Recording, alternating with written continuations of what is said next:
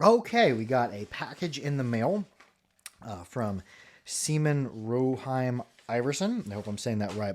And we've gotten a couple packages in the past from Norway, from this Norwegian Munnharpe maker. And the last package I got from him, maybe as much as a year ago or more, was some of my favorite Norwegian. Should I cut this in the outtakes? Well, English is hard. They're some of my favorite Norwegian Munnharpes I've ever played. So let's see what he's cooking up these days. I think for the most part I got all his full-size Munnharpe, not the smaller ones. I don't remember what tunings. It's been so long ago that I ordered these or got into his queue that I don't even remember what's here. Let's grab the little skizzer. I love the little skizzers for unboxing because a full-size set of skizzers is just too much skizzer for unboxing. And yes, I do know how to say the word scissor, but I much more enjoy saying it skizzer. Skizzer. Scissor, scissor.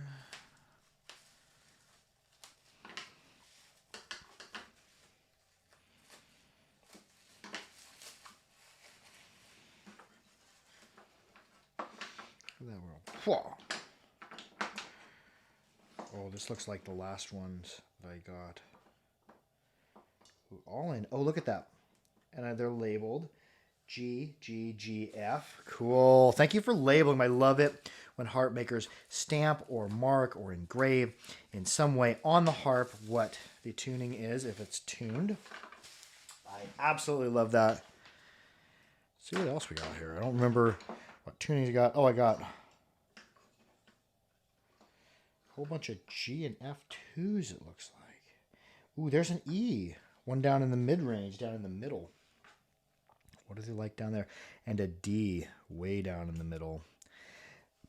And what I'm seeing here, seeing kind of each one comes with an elastic band to help hold it on. I'm going to keep each one with its case. I don't know if the cases differ in length. It looks like they do, so we'll keep them with the case. All the little elastic bands will be the same. And if anyone's interested in these, there is going to be a link popping up right there, or you can just scroll down in the description. There will be a link to the harpery.com. I'm going to keep one of these for my collection. I am uncertain which one I'm going to keep. Probably one of the middle ones, because I do have one in G2. And I love that harp. I think it's G2. It's G2 or F2. And it was one of my favorite melodic instruments thus far. Although I've gotten so many good melodic instruments in the past as well. Let's clean these off. We're going to hit them with the Mighty Mist and come up here. Let's get an ear on these. What do they sound like? Well, first, I guess we should highlight what they look like. There's the F2. I'm seeing very, very tight gaps. There's a slight release at the end. Look at how tight those gaps are. Those are just tight to the level of ridiculousness. Really stylish recurved trigger, as we often see with Munnharpe. You want to play this harp towards yourself and not away quite so much, because we have that very exaggerated recurve. Very, very tight gaps. Look at that, right in the middle of the embouchure. Really, really tight. Slight relief on the end. Let's come up here. Oh, and they are wedge fixed in the Norwegian Munnharpe style. Let's get an ear on these. So let's get an ear on this. See what they sound like. Get an eye on it from up here. We'll get an ear on it. We have extremely tight gaps. Now that I'm holding it up, I can see against the white lid wall. Very, very tight gaps. Slight relief at the end. Some of the frames, and I've noticed this on the Iverson, the ends of the frames may be longer on one than they are on the other. Some, yeah, looks like almost all of them longer on one side than they are on the other. Very stylish recurve trigger, and we're wedge fixed in the Norwegian Munnharpe style. Let's go ahead and sanitize this off. What does it play like? What does this sound like? I'm super excited. This one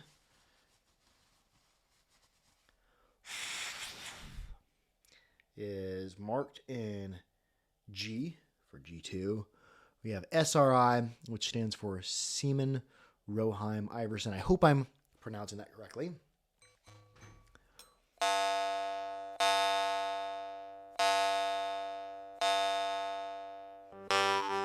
Ooh, it's got like almost like a cicada like buzziness, but the bell ring once you start closing your glottis, it's got like a sparkliness behind the melodic character.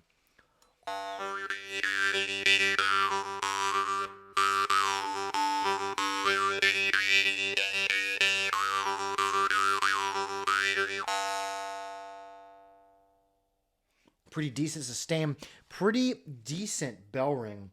It almost feels like I'm whistling when I play it.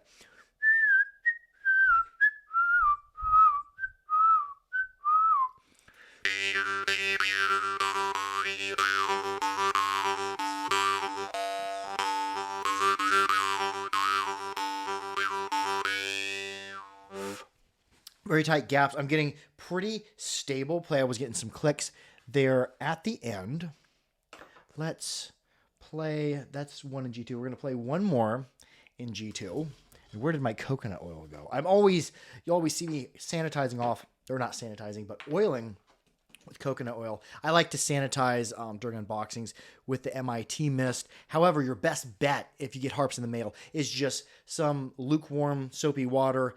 Soap the harp off, wipe it off real good, dry it very thoroughly, then hit it with some coconut oil, and that's just regular food coconut oil you get from the store. I like to heat it up and pour it into smaller jars, and for my regular play, for unboxing, I have a giant jar of coconut oil. For my regular play, I have little teeny jars and Carmex containers coconut oil. Let's try one of these other harps in G2. They got the majority of them in G2 with a couple F2 and E2 and D2. Let's play another harp in G2. See where we're at. If you're using the MIT mist, you always want to dry it off and give it a few moments to even a few minutes to dry, because it is an alcohol-based cleaner. I'm seeing on this one very tight gaps, a generous relief right at the tip. So we should have a pretty decently stable player. Really recurved trigger, really nice style to it.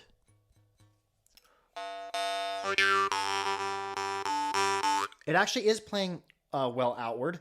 However, it's not generally recommended to play your Munnharpe outward. Oh my gosh. That one's really good.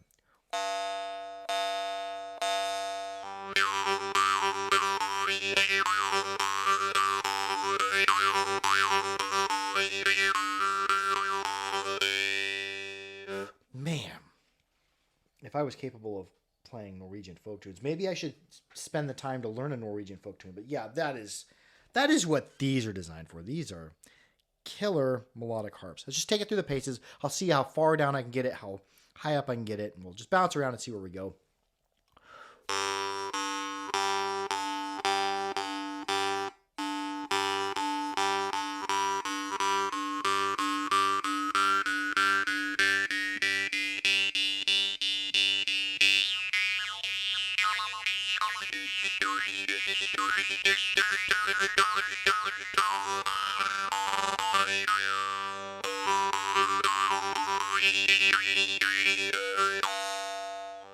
Yeah, probably some of my favorite Norwegian Munnharpe I have played so far. Oh, those are good. Those are every bit as good as the quality of the last ones we got.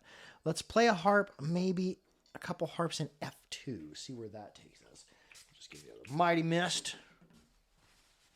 Clean you off over here. And just let you sit for a second.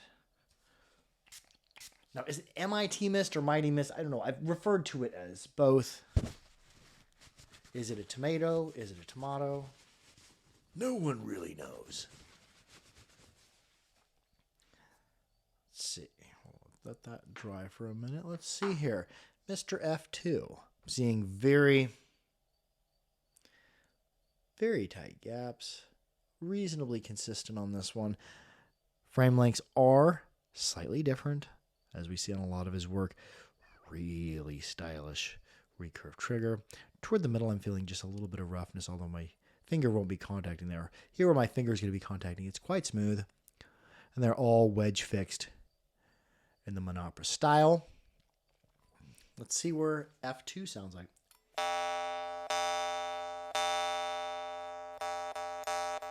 Not as good playing outward, however, it's not recommended to pluck these outward.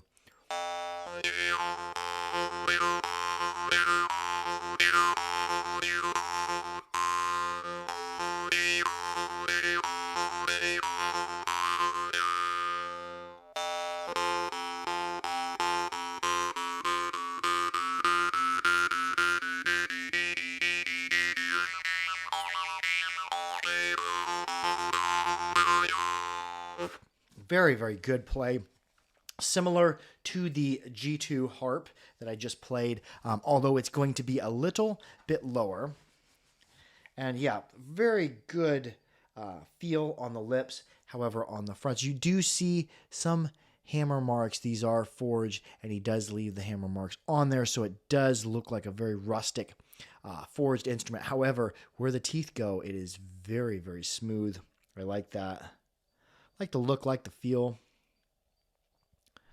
Nice recurve. Each recurve trigger may differ just slightly, but each one also has it. Yeah, look at this. Look at the variance in there. But each one has its own unique soul. Each harp, in my opinion, when you have high quality handmade harps, each one is its unique work of art, and there may be certain different attributes, certain different flavors, certain different soul coming from each harp. There it is. Woo. Ooh, that bell ring. But it still has that zoom, zoom, zoom, that almost whistling scratchiness that is so pleasing.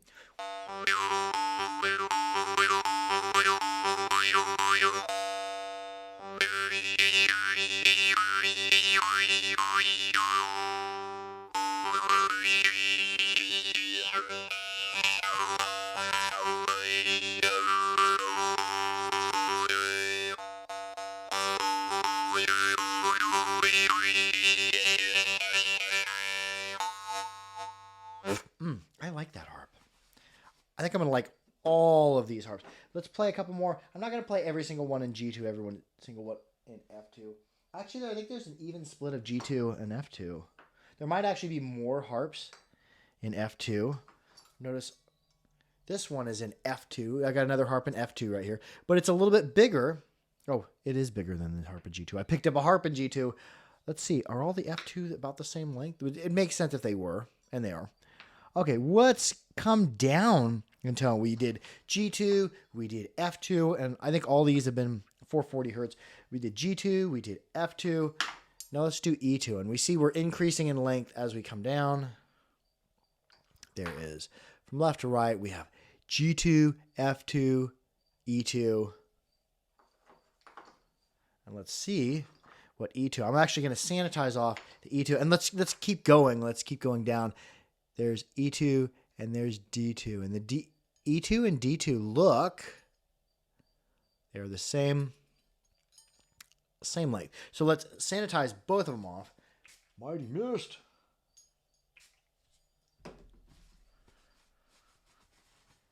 And you should actually, if you're using Mighty Mist, you should actually probably let it sit at least 60 seconds wet and then wipe it off and let it sit a minute or two dry. But for the sake of brevity, and I could actually edit out all this cleanup of the harps, although they arrived really clean. I really didn't have to clean them at all. It was mostly just sanitizing off. If you would like in the future for me to edit out the sanitizing off, comment below that you'd like to have the video shorter, or if you like hearing me ramble as I sanitize off harps and you like a little bit longer format of content, comment below. What do you prefer? Everybody's got an opinion, and everybody might prefer something different. But in general, I believe the most comments I've got is people like the long form rambles. Wait a second. Is the E2 and D2 different length? No, they're about exactly the same length. I would say the D2 might be a touch longer. Let's try this E2. I'm seeing E2's got a longer embouchure, pretty consistent gaps, a little bit of variancy in the gaps, but very, very tight.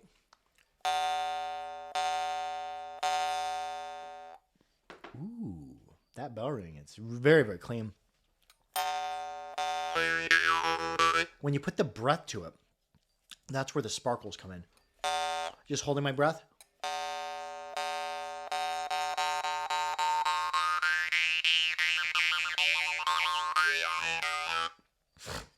When I bring the breath to it,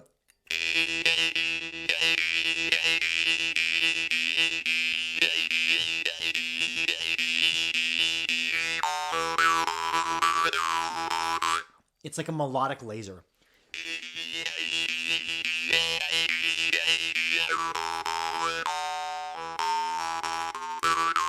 Yeah, I'd say toward yourself, inward playing only.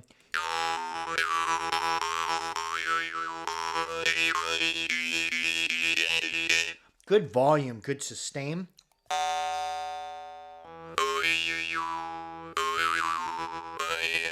I'm getting good modulation out of each pluck. That is a really pleasant harp to play. I would say for toward yourself or inward playing, that thing is just top notch. Let's try the harp in D2 now. Same deal. And are triggers lengths and shapes the same? I'd say roughly the D2 is a tad bit taller, and that's probably why it is a little bit lower, because it might be a mite bit longer, but also because we have a little bit more weight, because we have a little bit more length in the trigger. Let's see what we got here. We got decent compression, extremely tight gaps, longish embouchure, smooth where the teeth go, hammer marks, very rustic look to it.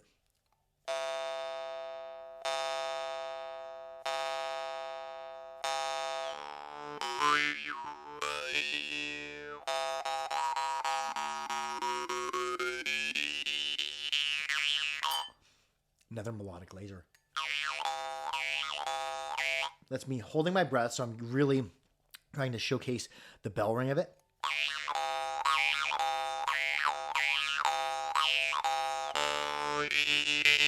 Bring that breath in there.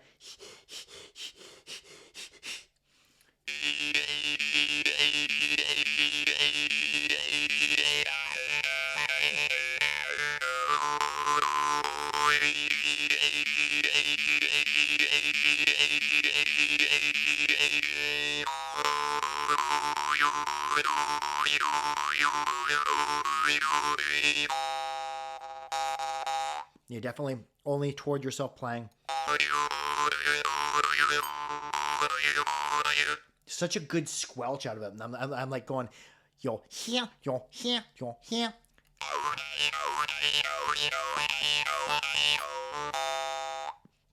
Oh, I would say A plus, 10-ish out of 10 harps. Really, really nice play. Really good bell ring, but also really still receptive to breath. A little bit of squelch going on with them. I really like how they turned out. So a huge thank you to Simon Iverson, Roheim Iverson. Big thanks to Iverson. Thank you so much for these. These harps are killer. I really, really like it. Thumbs up to you.